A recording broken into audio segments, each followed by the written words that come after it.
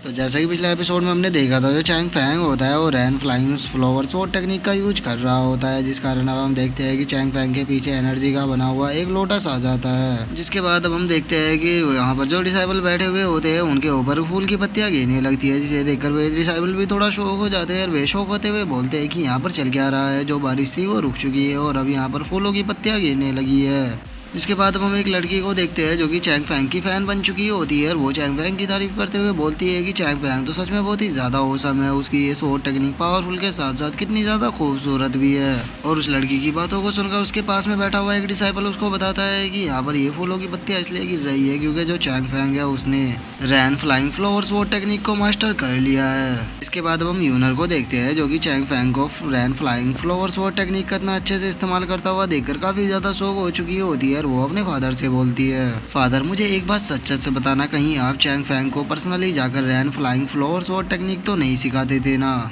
और यूनर की इस बात को सुनकर जो एल्डर हान होते हैं वो यूनर से बोलते हैं कि बिल्कुल भी नहीं, चैंग फैंग ने कल इसे 15 मिनट के लिए ही लिया था, लेकिन मुझे यकीन नहीं होता कि चैंग फैंग ने केवल 15 मिनट में ही इस रैन फ्लाइंग फ्लावर स्वॉर्ड टेक्निक को मास्टर कर लिया है। एल्डर हान के इतना बोलते के साथ ही अब हमारा जो व्यू होता है वो चैंगलिंग के ऊपर आ जाता है, जो कि रैन फ्लाइंग फ्लावर स्वॉर्ड टेक्निक को देखकर बहुत ही ज्यादा शौक हो चुका होता है और अगले ही पल वो पागलों की तरह चिल्लाते हुए बोलता है कि आखिर पॉसिबल भी कैसे है, तुम्हारे जैसा एक लूजर रैन फ्लाइंग फ्लावर स्वॉर्ड टेक्निक को मास्टर कैसे कर सकता है, मुझे इस चीज पर यकीन नहीं होता। लेकिन क्या हुआ, अगर तुमने रैन फ्लाइंग फ्लावर स्वॉर्ड टेक्निक को मास्टर कर लिया है तो मैं तुम्हें अभी भी खत्म कर सकता हूँ। और अब इतना बोलकर जो चैंगलिंग होता है वो अपने पाम अटैक को रेडी करने लगता है और उसे पाम अटैक को रेडी करता हुआ देखकर जो रैन यूजी होती है वो बहुत ही ज्यादा शौक हो जाती है और वो चिल्लाते हुए चैंगलिंग से बोलती है कि चैंगलिंग क्या तुम पागल हो गए हो, उस अटैक का तुम सामना नहीं कर पाओगे, वहाँ से जल्द हटो। और इससे पहले कि चैंगलिंग वहाँ से हट पाता, जो चैंग फैंग होता है वो उस अटैक को उसके ऊपर करने के लिए रेडी हो जाता है और वो सीधे अपने अटैक को जो चैंगलिंग होता है उसके ऊपर शूट कर देता है, जिसे देखकर अब जो चैंगलिंग होता है वो बहुत ही ज्यादा शौक हो जाता है और वो चिल्लाते हुए बोलता है कि नहीं, लेकिन अब उस अटैक से बचने के लिए बहुत ही ज्यादा देर हो चुकी होती है और जो चैंग फैंग का अटैक होता है वो सीधे जाकर चैंगलिंग को लग जाता है, जो देखकर तो जो रैन यूजी होती है वो बहुत ही ज्यादा डर जाती है और वो डरते हुए चैंगलिंग बोलती है। जिसके बाद अब हम चैंगलिंग की हालत देखते हैं जो कि बहुत ही ज्यादा खराब हो चुकी होती है और उसका जो शरीर होता है वो भी काफी जगह से कट चुका होता है और जो चैंगलिंग होता है वो बोलता है कि मुझे यकीन नहीं होता कि मैं इसके जैसे एक कचरे से हार गया। जिसके बाद अब हम देखते हैं कि जो चैंग फैंग होता है वो भी नीचे आ जाता है और वो अपनी स्वॉर्ड को अपने पास रखते हुए चैंगलिंग से बोलता है, चैंगलिंग मैंने तुम्हें बताया था कि मेरी जो मार्शल आर्ट की स्किल है वो तुम्हारी स्किल से कई गुना ज्यादा बेहतर है, तो क्या मेरी मार्शल आर्ट की स्किल को देखकर तुम सेटिस्फाई हुए। और अब चैंग फैंग को जीतता हुआ देखकर वहाँ पर जितने भी डिसाइबल बैठे हुए होते हैं वे सभी चिल्लाने लगते हैं और वे चिल्लाते हुए बोलते हैं कि चैंग फैंग तुम सच में ऑसम हो, तुमने चैंगलिंग को भी हरा दिया। जिसके बाद अब हमारा जो व्यू होता है वो सेक्ट मास्टर के ऊपर आ जाता है, जो कि गुयान से बोलता है कि गुयान क्या तुम जानते हो कि जो ये रैन फ्लाइंग फ्लावर्स वो टेक्निक होती है इसके अंदर हेवन और अर्थ से पावर बोरो करने के लिए कल्टीवेटर को कम से कम डिवाइन गेट रियलम तक पहुंचना पड़ता है। लेकिन जरा एक बार तुम चैंग फैंग को तो देखो, ये केवल अभी हाउटियान रियलम पर है लेकिन उसके बाद भी ये हेवन और अर्थ से पावर को बोरो कर सकता है। सच में इस तरह के डिसाइपल हजारों सालों में एक बार ही पैदा होते हैं। और सैक मास्टर की इस बात को सुनकर जो गुयान होता है वो सैक मास्टर से बोलता है कि सैक मास्टर आप बिल्कुल सही कह रहे हो, सच में जो ये चैंग फैंग है ये बहुत ही ज़्यादा टैलेंटेड पर्सन है और अगर ये इसी तरह से आगे बढ़ता रहा तो मुझे पक्का यकीन है कि इसका फ्यूचर बहुत ही ज़्यादा ब्राइट होने वाला है। और गुयान ये सब कुछ बोल ही रहा होता है लेकिन तभी हम रैन यूजी को देखते हैं जो कि चैंग फैंग की तरफ अटैक करने के लिए बढ़ने लगती है और वो चिल्लाते हुए बोलती है कि तुम्हारी हिम्मत कैसे हुई मेरे भतीजे के ऊपर अटैक करने की, मैं तुम्हें आज खत्म कर दूंगी। और रैन यूजी को चैंग फैंग के ऊपर अटैक करता हुआ देखकर जो सैक मास्टर होते हैं वो गुयान से बोलते हैं कि गुयान इसे जाकर रोको, क्योंकि मैं नहीं चाहता कि ये चैंग फैंग को कुछ भी करे, क्योंकि चैंग फैंग हमारे सेक्ट का फ्यूचर होने वाला है। जो सुनकर जो गुयान होता है वो भी ठीक है बोलकर अब रैन यूजी को रोकने के लिए जाने लगता है।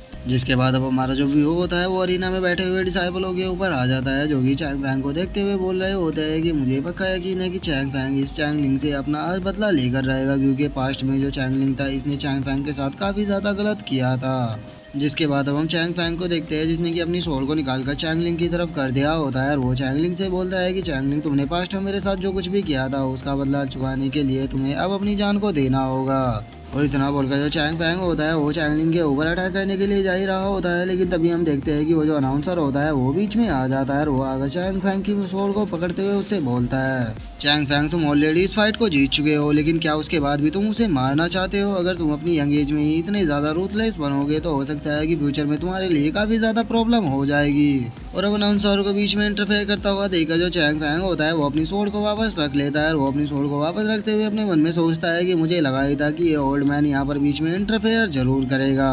और अब इतना सोचकर जो चैंग फैंग होता है वो उस अनाउंसर से बोलता है कि अगर तुम्हें पता था कि मैं इस मैच को जीत चुका हूँ तो तुमने अभी तक अनाउंस क्यों नहीं किया। अगर तुम इस चीज़ को अनाउंस नहीं करोगे तो मैं तो गेम को कंटिन्यू ही रखूंगा। और अब चैंग फैंग की इस बात को सुनकर वो जो अनाउंसर होता है उसे काफ़ी ज़्यादा गुस्सा आने लगता है, लेकिन उसके पास कोई दूसरा रास्ता नहीं होता, इसीलिए वो अब अनाउंस करता है कि जो ये मैच है ये चैंग फैंग जीत चुका है। लेकिन इससे आगे की वो कुछ बोल पाता हम देखते हैं कि वहाँ पर जो रैन यूजी होती है वो आ जाती है और वो चैंग फैंग के ऊपर अटैक करते हुए बोलती है कि लिटिल बास्टर्ड आज तुम मेरे हाथों से नहीं बचोगे। और अब रैन यूजी को वहाँ पर आता हुआ देखकर जो चैंग फैंग होता है वो भी काफ़ी ज़्यादा खुश हो जाता है। और वो खुश होते हुए बोलता है कि मुझे लगा ही था कि तुम यहाँ पर इंटरफेयर करने के लिए जरूर आओगी, लेकिन चूंकि अब तुम यहाँ पर आ चुकी हो तो चलो अब इस चीज को टेस्ट कर देखते हैं कि तुम्हारी और मेरी पावर में अभी कितना गैप है। और अब इतना बोलकर जो चैंग फैंग होता है वो अपने पाम अटैक को रेडी करने लगता है। और वो अपने पाम अटैक को रेडी कर रैन यूजी की तरफ सीधे शूट करने ही वाला होता है, लेकिन तभी हम देखते हैं कि जो रैन यूजी होती है वो किसी फॉरबिडन टेक्निक का यूज कर देती है। और रैन यूजी की उस फॉरबिडन टेक्निक के कारण जो चैंग फैंग होता है वो एक ही जगह पर झुक जाता है। जिसके बाद अब हम चैंग फैंग के माइंड के अंदर का सीन देखते हैं जहाँ पर की जो चैंग फैंग का शरीर होता है वो चारों तरफ जंजीरों से बन चुका होता है। और जो चैंग फैंग होता है वो अपनी जगह से मूव भी नहीं कर पा रहा होता।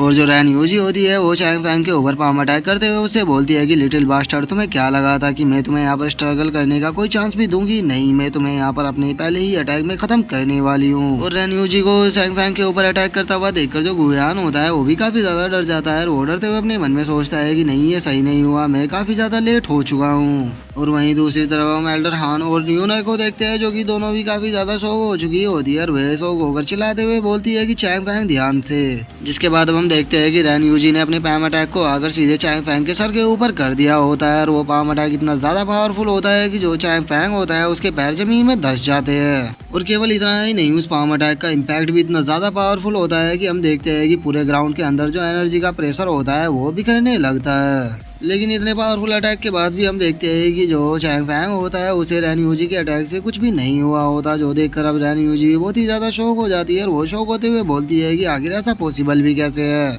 और इससे पहले कि रैन यूजी कुछ समझ पाती जो चैंग फैंग होता है वो अपने शरीर के अंदर से एनर्जी के प्रेशर को निकालने लगता है। और वो एनर्जी का प्रेशर इतना ज्यादा होता है कि जो रैन यूजी होती है उसे भी पीछे हटना पड़ जाता है। और वो पीछे हटते हुए अपने मन में सोचती है कि आखिर यहाँ पर चल क्या रहा है, मैंने चैंग फैंग के ऊपर इतने पावरफुल अटैक को किया था लेकिन इसके शरीर के ऊपर तो एक खरोच भी नहीं आई। और वो अपने मन में सोच ही रही होती है, लेकिन तभी जो चैंग फैंग होता है वो मुस्कुराते हुए रैन यूजी से बोलता है कि एल्डर रैन यूजी क्या आप मुझे यहाँ पर मारना चाहती हो, लेकिन एल्डर रैन यूजी प्लीज मुझे माफ कर देना क्योंकि मैं कोई अच्छा लड़का नहीं हूँ जो कि आपकी इस ख्वाहिश को इतनी आसानी से पूरा कर दूं। और अब चैंग फैंग के इतना बोलते के साथ ही जो हमारा आज का एपिसोड है वो यहीं पे खत्म हो जाता है। तो अब नेक्स्ट एपिसोड में देखेंगे कि आगे क्या होता है। अगर आप लोगों को वीडियो अच्छी लगी हो तो वीडियो को लाइक करना, चैनल को सब्सक्राइब करना। मैं मिलता हूँ नेक्स्ट एपिसोड में, तब तक के लिए बाय बाय गाइस।